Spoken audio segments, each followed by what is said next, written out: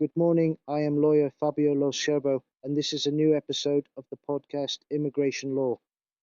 Today we analyse an important decision issued by the Regional Administrative Court of Lombardy, Brescia Division, decision number 00972 of 2025, published on 31 October 2025, following deliberation in the Chamber meeting of 24 September 2025. The case concerns two Iranian citizens, a married couple holding a self-employment residence permit, who requested its renewal by submitting documentation relating to their participation in a limited liability company.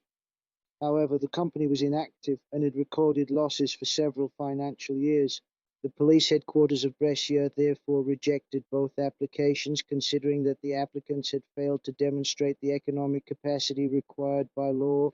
The applicants challenged the rejections, arguing that the documents they had filed, together with the availability of funds in their bank accounts, were sufficient to prove their financial capacity.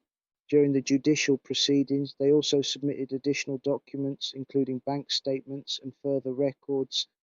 Decision number 00972 of 2025 dismissed both appeals and clarified several key points for anyone dealing with self-employment permits. The court reiterated that the renewal of this type of residence permit requires actual current income deriving from lawful sources at a level sufficient to ensure the sustenance of the foreign national and their family.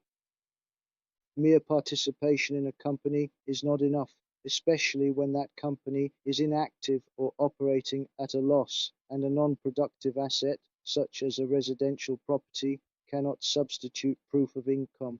The judges also reaffirmed a fundamental principle: the public administration must base its assessment exclusively on documents that were known or could have been known during the administrative procedure.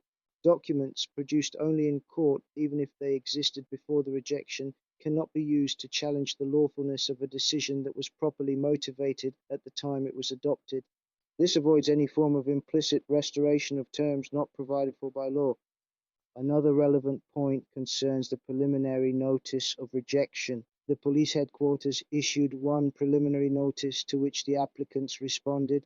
According to the court, a second notice was not required. Once the administration had examined the reply and deemed the additional documentation insufficient, it could legitimately proceed to reject the application. This decision therefore confirms a strict approach. In the field of self-employment, intentions, projects, and entrepreneurial plans still in their initial stage are not enough. Applicants must demonstrate real, current, and continuous income, supported by complete documentation submitted in due time to the administration. The case of these two Iranian citizens is emblematic of a consolidated interpretative trend that places strong emphasis on the concrete and sustainable nature of the foreign national's stay, a trend that has become increasingly influential and that significantly affects those applying for the renewal of a self-employment residence permit. Thank you for listening. I look forward to welcoming you to the next episode of the podcast Immigration Law.